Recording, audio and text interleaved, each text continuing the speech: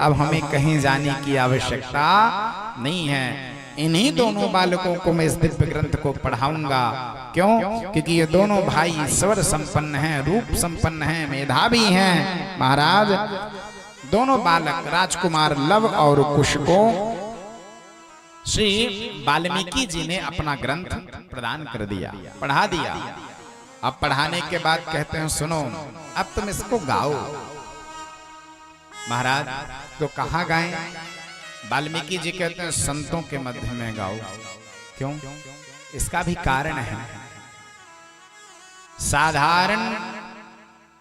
साधारण व्यक्तियों के बीच में कथा गा करके उनके नजर में अपनी छवि बना लेना ये बहुत साधारण बात है। क्यों? जो जानता ही नहीं है उसके सामने हम कुछ भी सुना दें, उसको क्या पता कि क्या सही और क्या गलत है। असमझदार को सराहिबो और समझदार को मौन। असमझदार व्यक्ति, मूर्ख व्यक्ति बहुत बड़ाई कर दे और समझदार व्यक्ति मौन बैठा रहे तो उसका फिर कोई अर्थ नहीं है। आज वाल्मीकि जी कहते हैं जाओ और संतों के मध्य गाओ। जा करके अपने वीणा को लेकर के कुश और लव दोनों भाई सुंदर वाल्मीकि रामायण को गाना प्रारंभ कर दिए। और जब वाल्मीकि रामायण के श्लोक को गाए महाराज, उसी समय संतों ने कह दिया धन्य है अहो गीतस्य माधुर्यम श्लोकानाम च विशेषतः। महाराज धन्य है इन बालकों के इस गीत में, इस कथा में। अरे इतना सुंदर श्लोक बोलते हैं। अब यहां समझिएगा, वाल्मीकि रामायण की कथा करें, अब श्लोक ना बोलें, केवल चौपाई से काम चला लें, तो फिर काहे कि वाल्मीकि रामायण हो। अब आजकल व्यास लोग ये कहते भी हैं श्लोक बोलने की क्या आवश्यकता, श्लोक में श्लोक की क्या आवश्यकता। लेकिन एक बात समझिए, जिस कथा में श्लोक नहीं बोला जाता वो कथा प्रामाणिक नहीं मानी जाती। इसमें 24,000 श्लोक हैं।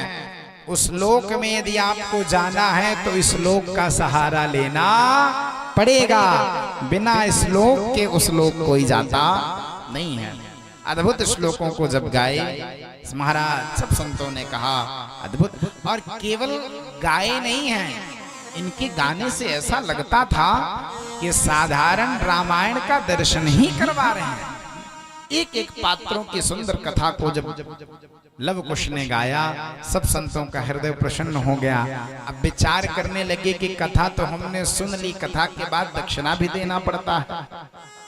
हा? दक्षिणा लगती है कि नहीं लगती है? बोलो, लगती है ना? तो संतों ने कहा हम क्या दे दें? महाराज दक्षिणा देना चाहिए। इन बालकों ने हमको इतनी सुंदर कथा सुनाई, क्या दूं? तो एक संत खड़े हो गए और खड़े होकर के महाराज उन्होंने पुरस्कार के रूप में एक कलश प्रदान कर दिया। एक महात्मा खड़े होकर के अपना वलकल वस्त्र ही दे दिया। एक महात्मा खड़े हो गए, उन्होंने जनेऊ प्रदान कर दिया। एक महात्मा खड़े हो गए, उन्होंने अपना मृगचर्म भेंट कर दिया। सबने दिया। एक महात्मा बोले मैं क्या दूं, मेरे पास तो कुछ नहीं है। कहते हैं जाओ मैं तुमको आशीर्वाद देता हूं, तुम खूब इसी प्रकार भगवान की कथा का गुणगान गाते रहो। कहने का भाव, कथा सुनने के बाद कुछ न कुछ देना चाहिए। ये परंपरा है, ये बहुत पुरानी परंपरा है। देने का अर्थ ये नहीं है कि केवल आप रुपया दे दें और व्यास को महाराज खुशी मिल जाए। देने का अर्थ केवल धन से नहीं है। आपने वो ज्ञान प्राप्त किया है जो संसार में कहीं और मिलने वाला नहीं है। और एक बात और मैं आपसे कह दूं, ये कथा ही है जो हमारे जीवन की व्यथा को मिटा सकती है। बात समझ रहे हैं? आवाज आ रही है ना? केवल कथा, कथा के अलावा पढ़ लेना ज्ञान नहीं है। पढ़ लेना ज्ञान नहीं है। ज्ञान क्या है? बोले जिसको प्राप्त करने के बाद हमारा भगवान में मन लग जाए हो, जो हमारे समस्त दुखों को मिटा दे। कथा के अलावा ये कोई नहीं कर सकता। जैसे अशोक वाटिका में जब जानकी जी सशोक अवस्था पर बैठी थी, आगे सुंदरकांड में वो प्रसंग आएगा। अशोक वाटिका में हनुमान जी जब लंका पार करके गए, विभीषण जी से पता पाए तो पहुंच गए अशोक वाटिका में। जाकर देखते हैं रावण आता है, जानकी जी को डराता है, जानकी जी तिनका लेकर के ललकारती हैं। जब रावण चला जाता है तो जानकी जी दुखी होकर के बैठे हैं। और जब जानकी जी के दुख को हनुमान जी ने देखा, विचार करने लगे मैं क्या करूं कि मेरी जानकी जी का दुख दूर हो जाए, कौन सा उपाय करूं। जब जानकी जी के दुख को हनुमान जी ने देखा तो हृदय में बात आ गई कि भगवान की कथा ही है जो जानकी जी के दुख को दूर कर सकती है। और उसी समय रामचंद्र गुण बरने लागा, सुनत ही सीता कर दुख भागा। सारा दुख चला गया। इसलिए मैं बार बार कहता हूं, मन लगाकर, मन नहीं लगा तो फिर कोई अर्थ सुनने का नहीं है। चित्त भगवान में लगा हो। आज सब संतों ने कुछ न कुछ प्रदान किया। आकर के गुरु जी के चरणों में प्रणाम किया, गुरु जी मैंने कथा कही। वाल्मीकि जी कहते हैं सुनो, तुमने कथा तो किया, अब जाओ इस कथा को हर जगह जाकर के सुनाओ। विशेष तुमको ये कथा जाकर के अयोध्या में, अयोध्या के सुंदर सिंहासन पर जो राम जी विराजमान है, राजा राम जी को तुमको ये कथा विशेष रूप से सुनानी है। जब तुमसे राम जी कथा सुनने के लिए कहें तो मना मत करना, जाओ और अयोध्या की गलियों में राम जी की ये सुंदर कथा, ये रामायण कथा गाना प्रारंभ करो। और आपसे कहें वाल्मीकि जी की आज्ञा प्राप्त करके महाराज बीणा पर स्वर छेड़ते हुए कुश और लब दोनों भाई अयोध्या की गलियों में पहुंच गए हैं। ये जहां कथा कहते थे भीड़ वहां अपने आप आ जाती थी। आजकल तो महाराज जब कथा करने आते हैं तो टेंट माइक की व्यवस्था पहले से करवानी पड़ती है। और टेंट गड़बड़ हो जाए तो चलो कुछ हद तक ठीक है, माइक यदि गड़बड़ हो जाए तो महाराज का मुंह पहले बनता है, बड़ी समस्या है। लेकिन जब लवकुश कथा कहने के लिए गए तो वहां कोई व्यवस्था नहीं थी। जा करके सुंदर महाराज इस रामायण ग्रंथ को गाना प्रारंभ कर दिए। और जब कथा गाए तो भीड़ इकट्ठी हो गई। कथा यदि पल्ले पड़ेगी तो भीड़ अपने आप इकट्ठी हो जाएगी। वो तो आज का समय ऐसा आ गया है कि लोग बिना निमंत्रण के जाते नहीं हैं। आज का ऐसा समय है कि लोग कहते हैं जब हमारे यहाँ इनविटेशन कार्ड आएगा तब हम जाएंगे। लेकिन एक समय था कि जब भगवान की कथा होती थी तो कोई किसी के निमंत्रण की प्रतीक्षा नहीं करता था। अच्छा, आप लोगों में से एक बात बताइए, जब यहाँ तो हनुमान जी के द्वार पर ही कथा हो रही है तो यहाँ तो ये कोई प्रश्न ही नहीं उठता। लेकिन हम हर जगह कथा गाते हैं, आप सुनते हैं, क्या हम लोग हर जगह हनुमान जी को निमंत्रण देते हैं? लेकिन फिर भी हनुमान जी कथा सुनने के लिए सबसे पहले पहुंच जाते हैं। कारण क्योंकि हनुमान जी प्रभु चरित्र सुनवे को रसिया हैं और भगवान की कथा को सुनने के परम रसिक हैं। वो किसी के निमंत्रण की प्रतीक्षा नहीं करते। हम आप जान जाएं कि कथा हो रही है तो फिर भी सोचेंगे मन तो बहुत है कि कथा में चले जाएं, लेकिन किसी ने बुलाया नहीं है, कैसे जाएं? सोचते हैं ना। कभी भी कथा के लिए किसी के बुलावा की प्रतीक्षा नहीं करनी चाहिए। आज जब लवकुश ने कथा गाई तो भीड़ इकट्ठी हो गई। और जब भीड़ इकट्ठी हुई उसी समय भरत जी के बड़े भाई राम जी गुजरे। उन्होंने देखा भीड़ लगी है, क्या कारण है? पता चला महाराज दो बालक आए हैं और वो सुंदर रामायण की कथा गा रहे हैं। राम जी ने कहा किसकी कथा? राम जी सब समझ गए हो, ये कोई और नहीं है महाराज। उसी क्षण राम जी गए हैं, जा करके पूजयामास पूजा रहो राम शत्रु निबर्हण। वाल्मीकि जी कहते हैं कि राम जी ने लव और कुश दोनों का पूजन किया। पूजन करके लेकर आए हैं, दिव्य स्वर्ण के सिंहासन पर बैठाए हैं महाराज। गद्दी लगा करके स्वर्ण से सुसज्जित करके उस आसन पर बैठा कर कहते हैं अब आप हमको महाराज सुंदर भगवान की कथा को सुनाइए। अब यहां से बड़ा दिव्य प्रसंग प्रारंभ हो रहा है, बड़े ध्यान समझिएगा। जब राम जी ने कथा का आयोजन करवाया तो जब आयोजक महाराज राजा हो तो फिर क्या व्यवस्था आयोजन की होगी। महाराज जैसे ही लवकुश बैठे पूरी प्रजा इकट्ठी हो गई। महाराज ऐसा लगता था स्थान शेष रह ही नहीं जाएगा, पूरी प्रजा लबालब उस महाराज राज्य सभा में आकर बैठ गई। और लवकुश ने राम जी की कथा को गाना प्रारंभ कर दिया। कथा के पूर्व में लवकुश कहते हैं श्रोत्रव्यम अनुसूयता। महाराज बड़े ध्यान से आप सब लोग कथा को समझिएगा। क्यों? क्योंकि कथा के गुण में भी बहुत से लोग दोष निकाल लेते हैं। कथा के गुण में भी जिसको दोष निकालना है वो निकाल लेता है। 3 प्रकार के श्रोता होते हैं। कितने प्रकार के? कौन कौन? पहला आयोजक। कौन होता है? जिसने भगवान की कथा का आयोजन किया। महाराज अब आयोजक का अर्थ श्री महेश प्रसाद गुप्ता जी सपत्नीक बैठकर भगवान की कथा सुन रहे हैं, ठीक। अब इनके बालक सोचें कि हम भी कथा सुन लें बैठकर, तो क्या संभव है? महाराज सुन सकते हैं। क्यों? आयोजक के पास इतना समय नहीं होता कि वो बैठकर सुने, उसको तो संपूर्ण व्यवस्था कथा की बनानी पड़ती है। महाराज तो पहला जो श्रोता है वो कौन है? आयोजक है।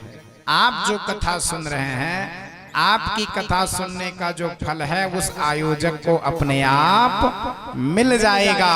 उस व्यवस्था कर रहा है, भले नहीं सुन पा रहा, फिर भी उसको कथा का फल मिलेगा। पहला श्रोता आयोजक होता है। दूसरा आलोचक। कौन है आलोचक? माने सरल भाषा में समझाएं तो 3 प्रकार के श्रोता। पहला होता है श्रोता जो आस्वादक है। तीसरा प्रकार का जो है वो पहली प्रकार में आता है। आस्वादक माने आप जैसे बैठ करके सुंदर मन लगाकर भगवान की कथा का सुंदर रसास्वादन कर रहे हैं। कौन सी बात कही जा रही है, किस लिए कही जा रही है, उसका हम पर क्या प्रभाव पड़ेगा, ये बातें समझकर महाराज पहला श्रोता और दूसरा सोता। दूसरा कौन है? सोता जानते हैं? 4 घंटे घर में महाराज बच्चे सोने नहीं देते। इस गर्मी में धूप में किसी प्रकार 4 घंटा बिताकर सोचता है कब कथा का समय हो, हम जाकर पंडाल में बैठ जाए। महाराज ये दूसरे नंबर वाला है। आता है बढ़िया टिक कर बैठ जाता है, 4 घंटे सोता है। आज जब कथा होने के बाद अंत में महाराज जी जयकारा लगवाते हैं, बोल राघवेंद्र सरकार की, उठकर बैठ जाता है। बड़ी सुंदर कथा महाराज जी ने कही है। क्या कही? बोले इससे कोई मतलब नहीं है, बस कथा बढ़िया बोले। एक इससे भी बढ़ करके है तीसरा। कौन? जिसका नाम है सरौता।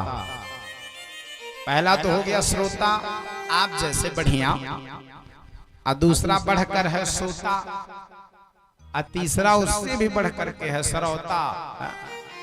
हाथ में सरौता सुपारी लेकर आएंगे, कथा सुनने के लिए बैठेंगे, सुपारी फोड़ रहे हैं और चारों तरफ घूम कर देख रहे हैं। कथा तो बढ़िया है, बहुत देर हो गई लेकिन महाराज जी भजन नहीं गाए। कैसे व्यास आए हैं कि भजन नहीं गाते? महाराज व्यास में कमी। कथा तो बढ़िया है लेकिन व्यास जी चुटकुल्ले नहीं सुनाते हैं।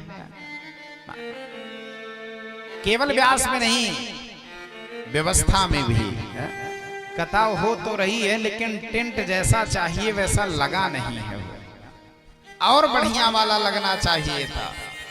इतना तो छोड़ो, कथा के बाद में जो प्रसाद मिलता है वो तो उसमें भी कमी निकाल देता है। प्रसाद मिला तो बढ़िया है, लेकिन रसगुल्ला में शक्कर बहुत कम था, और मीठा होता तो बढ़िया था। होते हैं कि नहीं हो? पंजीरी तो मिली है लेकिन उसमें शक्कर कम है, मीठी ही नहीं है, तो काहे का प्रसाद। तो तीन प्रकार के श्रोता हैं। जो कथा सुने वो तो महाराज श्रोता है। और एक बात और समझिए, कथा सुनने से तीन का कल्याण भी होता है। कितनों का? कौन कौन से? पहला है वक्तारम। पहला भगवान की कथा किसका कल्याण करती है? वक्ता का, जो भगवान की कथा गा रहा है। और दूसरा भगवान की कथा कल्याण करती है पूछने वाले का, जो भगवान की कथा के विषय में प्रश्न करता है। और तीसरा श्रोत्रीन, जो भगवान की कथा को बैठ करके महाराज मन लगाकर सुने। तो तीनों लोगों की कथा महाराज कल्याण कर देती है। एक बात और कह दें, आप आकर के यहाँ यदि बैठे भी हैं, आपका मन नहीं लगा है, आप आकर के यहाँ यदि सो भी रहे हैं, तो भी भगवान की कथा आपका कल्याण करेगी। क्यों? नाव में बैठने वाला चाहे सो जाए, चाहे नाचने लग जाए, चाहे गाने लग जाए, महाराज नाविक का काम है नाव को पार लगाना। अब जितने उस नाव में बैठे हैं वो तो पार हो ही जाएंगे। अद्भुत ये कथा है। इस कथा को इसे श्रवण कर मिट जाती है,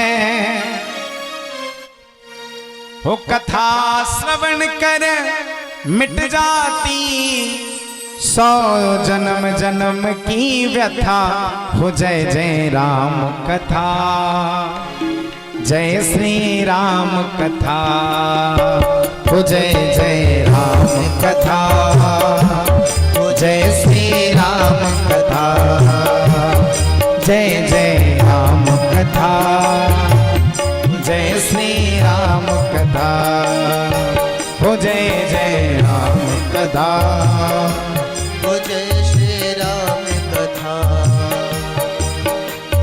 जिसे श्रवण कर मिट जाती है, जिसे श्रवण कर मिट जाती है, कथा श्रवण कर मिट जाती है, कथा श्रवण कर मिट जाती है, 100 जन्म जन्म की व्यथा हो जय जय राम कथा, जय श्री राम कथा, हो जय जय राम कथा, हो जय श्री राम।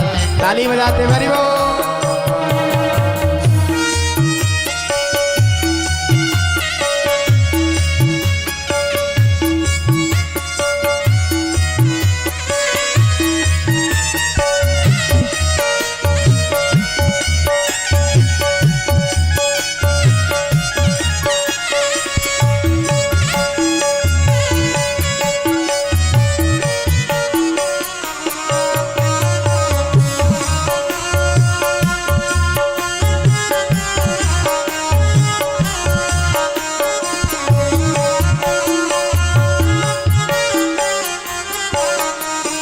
राम कथा कलिका मत गाई, सुजन संजीवनी मोर सुहाई। राम कथा कलिका मत गाए, सुजन सजीवन मोर सुहाए। बुद्धि विश्राम सकल जन रंजन, राम कथा कलि कलुष विभंजनी। बुद्धि विश्राम सकल जन रंजन, राम कथा कलि कलुष विभंजन। तेरा परमार्थ बन जाए, तेरा परमार्थ बन जाए, मेरा परमार्थ बन जाए, मेरा परमार्थ बन जाए। श्री नारद कर जथा मुझे जय राम कथा, जय श्री राम कथा, हो जय जय राम कथा, हो जय श्री राम कथा। जिसे श्रवण कर मिट जाती है, जिसे श्रवण कर मिट जाती है, कथा कथा श्रवण कर मिट जाती है, कथा श्रवण कर मिट जाती है। 100 जन्म जन्म की व्यथा, जय जय राम कथा, जय श्री राम कथा, हो जय जय राम कथा, हो जय श्री राम कथा। हरि बोल।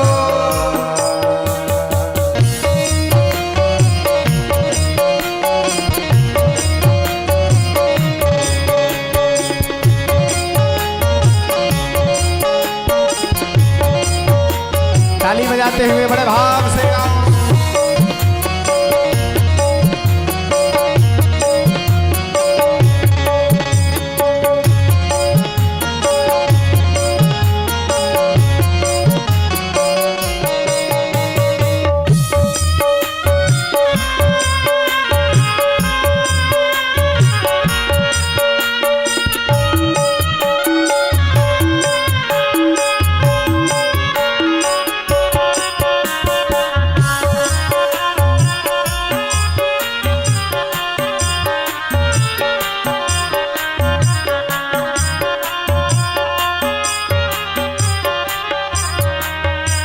राम कथा कलि विकप कुठारी, सादर सुन गिरिराज कुमारी। राम कथा कलि विकप कुठारी, सादर सुन गिरिराज कुमारी। राम कथा सुंदर कर तारी, संशय विहग उड़ावनिहारी। राम कथा सुंदर कर तारी, संशय विहग उड़ावनिहारी। तेरा सब संशय भागेगा, तेरा सब संशय भागेगा, मेरा सब संशय भागेगा, मेरा सब संशय भागेगा। पार्वती कर जथा, जय जय राम कथा, जय श्री राम कथा, ओ जय जय राम कथा, गाओ जय श्री राम कथा, हो जय जय राम कथा, जय श्री राम कथा, हो जय जय राम कथा, हो जय श्री राम। राम लला सरकार की।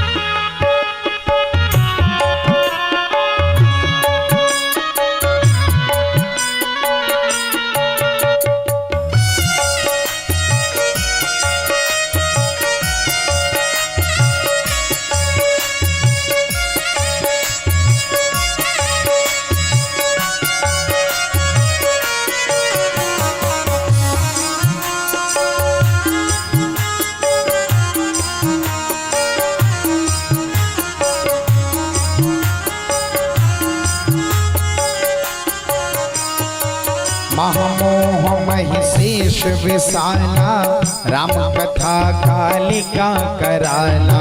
महामोह महिषेष विशाला, राम कथा कालिका कराला। महामोह महिषेष विशाला, राम कथा कालिका कराला। महामोह महिषेष विशाला, राम कथा कालिका कराला। राम कथा शशि किरण समाना, संत चकोर करहि जहि पाना। राम कथा शशि किरण समाना, संत चकोर करहि जहि पाना। पीकर तू भी अमर हो जाए, पीकर तू भी अमर हो जाए।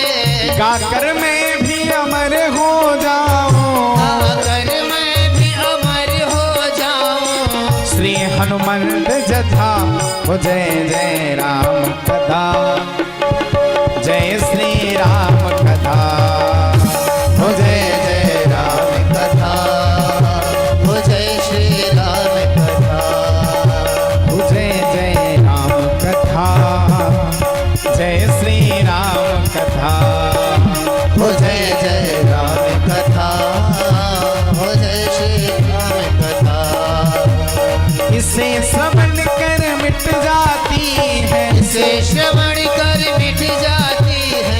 कथा श्रवण कर मिट जाती है, कथा श्रवण कर मिट जाती है। 100 जन्म जन्म की व्यथा हो जय जय राम कथा, जय श्री राम कथा, हो जय जय राम कथा, हो जय श्री राम कथा, हो जय जय राम कथा, जय श्री राम कथा, हो जय जय राम कथा, हो जय श्री राम कथा, हो जय जय राम कथा, हो जय श्री राम कथा, हो जय श्री राम कथा, हो जय श्री राम कथा।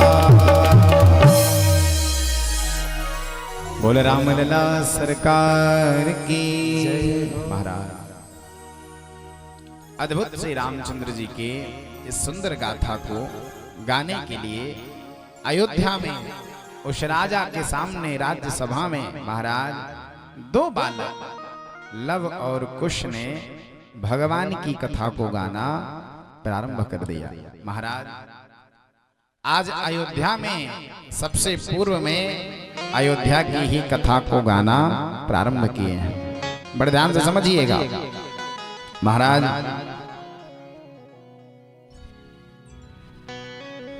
लव और कुश वर्णन करते हैं। ये शाम सगरो नाम सागरो ये न खानितः, षष्ठ पुत्र सहस्राणि यमयान्तं परियवारयन्। महाराज धन्य है सारी पृथ्वी पूर्व काल में प्रजापति मनु से लेकर अब तक जिस वंश के विजयशाली नरेशों के अधिकार में रही है महाराज, जिन्होंने समुद्र को खुदवाया है महाराज। यात्रा काल में 60,000 पुत्र जिनको घेर कर चलते थे, ऐसे ऐसे प्रतापी राजा इस वंश में हुए हैं महाराज। इतना ही नहीं, इस कौशल नाम से प्रसिद्ध एक बहुत बड़ा जनपद है जो सरयू की नदी के किनारे बसा है, समृद्धशाली है। और उसी जनपद में सरयू के किनारे एक अयोध्या नामक नगरी है महाराज। सबसे पूर्व में सुंदर जिस स्थान पर बैठे थे उस स्थान की महिमा को गाए। वो स्थान अवधपुरी रघुकुल मनिराहु, अवधपुरी रघुकुल मनिराहु, वेद विदित तिहि दशरथ नाउ, वेद विदित तिहि दशरथ नाउ। धर्म धुरंधर गुण निधि ज्ञानी, धर्म धुरंधर गुण निधि ज्ञानी, ओ धर्म धुरंधर गुण निधि ज्ञानी, धर्म धुरंधर गुण निधि ज्ञानी। हृदय भगति मति सारंग पानी, हृदय भगति मति सारंग पानी, मति सारंग पानी, मति सारंग पानी।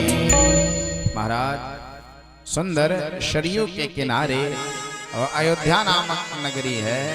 और उस अयोध्या नामक नगरी के महाराज राजा हैं श्री दशरथ जी। दशरथ जी दशरथ गुण गण बरनी न जाई, अधिक कहाँ जही सम जग नाही। महाराज उस अयोध्या में तस्याम पुरियाम अयोध्यायाम वेदवित